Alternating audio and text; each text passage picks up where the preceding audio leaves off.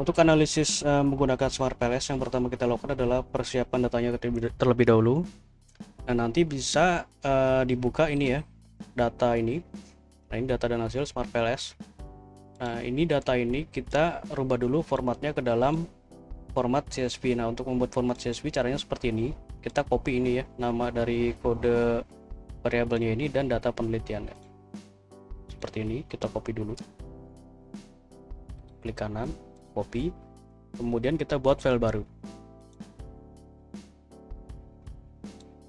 Paste seperti ini. Selanjutnya kita save.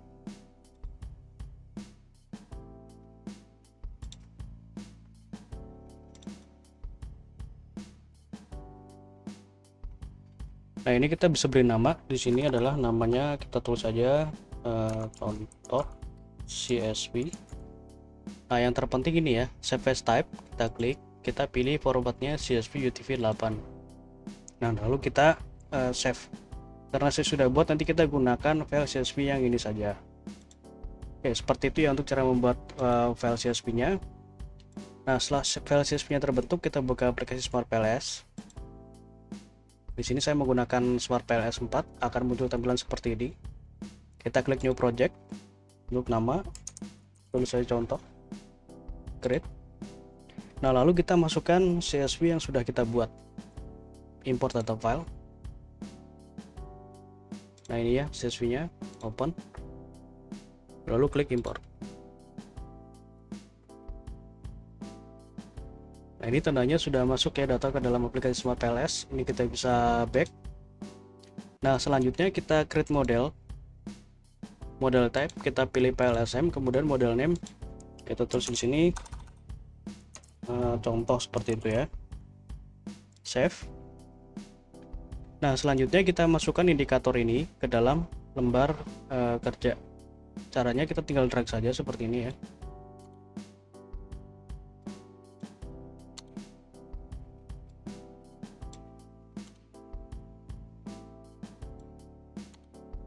Seperti ini, lalu kita beri nama.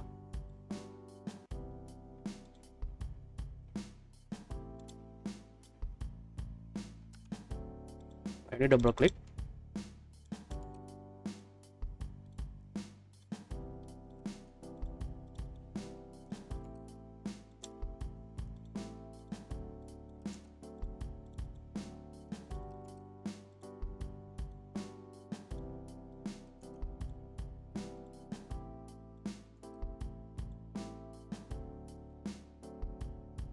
Lalu kita susun indikatornya ini sesuai dengan hipotesis yang ada.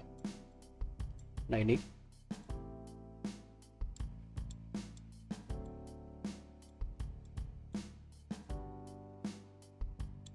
Nah, untuk berubah posisi indikator tinggal klik ini ya, menu indikator ini sesuai arah panahnya.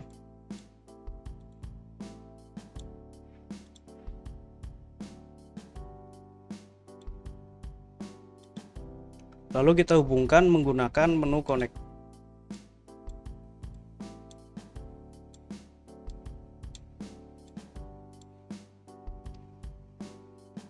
Lalu kita save.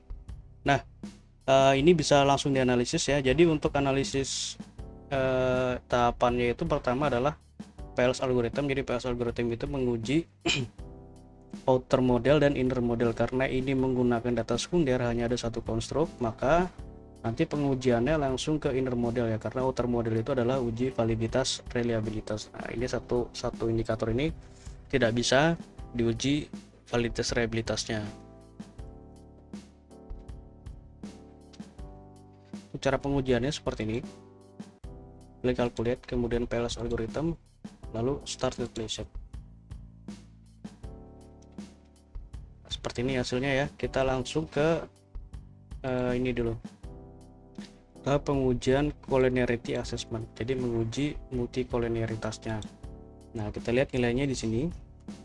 Collinearity statistik. Kita klik, kita pilih yang inner model list. Nah, untuk nilai VIV ini seluruhnya harus lebih kecil dari 5 ya. Nah, ini sudah lebih kecil dari 5, maka di sini tidak terjadi masalah multicollinearitas. Nah, selanjutnya di sini kita menguji nilai R square.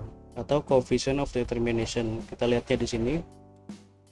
Nah, ini ya nilai R-square-nya. Jadi R-square ini menunjukkan pengaruh variabel independen terhadap dependen secara bersama-sama. Nah, kita bisa lihat untuk Y nilainya 0,205 atau 20,5%. Jadi pengaruh variabel X1, X2, dan Z mempengaruhi sebesar 20,5%, sedangkan sisanya dipengaruhi oleh variabel lain di luar dari model penelitian ini. Dan untuk Z nilainya 0,137 atau 13,7%. Nah, ini menunjukkan pengaruh variabel X1 dan X2 berpengaruh sebesar 13,7% dan sisanya dipengaruhi oleh variabel lain di luar dari model penelitian ini.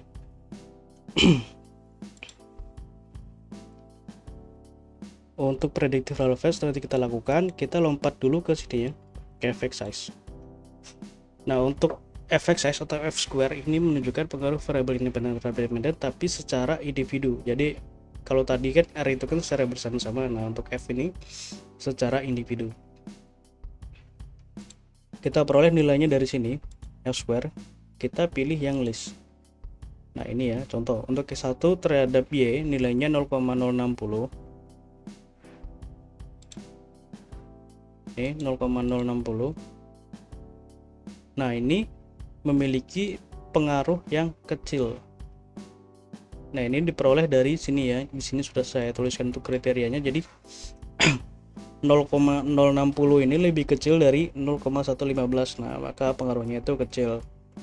Nah, untuk X1 terhadap Z nilainya 0,158.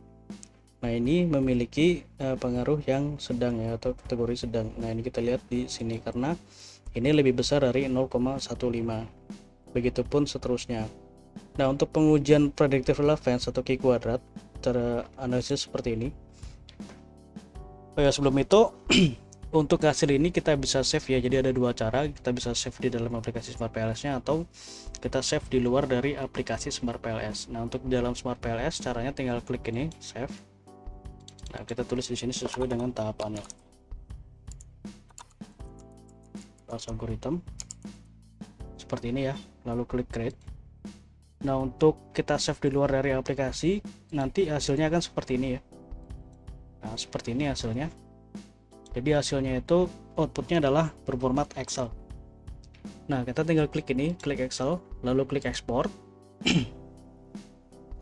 Nah, ini langsung kita bisa save sesuai dengan namanya.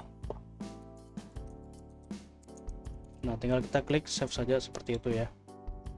Nah, untuk pengujian Q kuadrat ya, caranya klik calculate, kemudian kita pilih menu blend folding, lalu start calculation. Nah, seperti ini ya. Nah, kita lihat di construct cross validated redundancy. Nah, ini nilainya untuk yang Y sebesar 0,164. Nah, ini 0,164. Nah, ini memiliki relevansi prediktif dalam kategori sedang karena ini lebih besar dari 0,15. Nah, untuk Q kuadrat ini menunjukkan bahwa ketika penelitian ini nanti dilakukan ulang menggunakan model yang sama ya, nilai prediksinya itu sedang, artinya hasil ini bisa berubah ya, bisa berubah karena prediksinya itu dalam kategori sedang. Sedangkan untuk yang Z nilainya itu minus 0,089. Nah, ini memiliki relevansi prediktif yang kecil atau keakurasiannya itu kecil ya. Jadi bisa sangat berbeda. Jadi kalau Y ini berbeda, kalau Z ini bisa sangat berbeda hasilnya. Seperti itu. Nah, untuk yang terakhir di sini adalah uji hipotesis.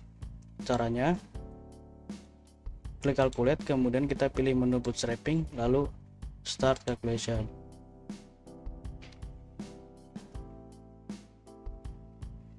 Nah, seperti ini untuk hasilnya. Kita lihat path coefficient.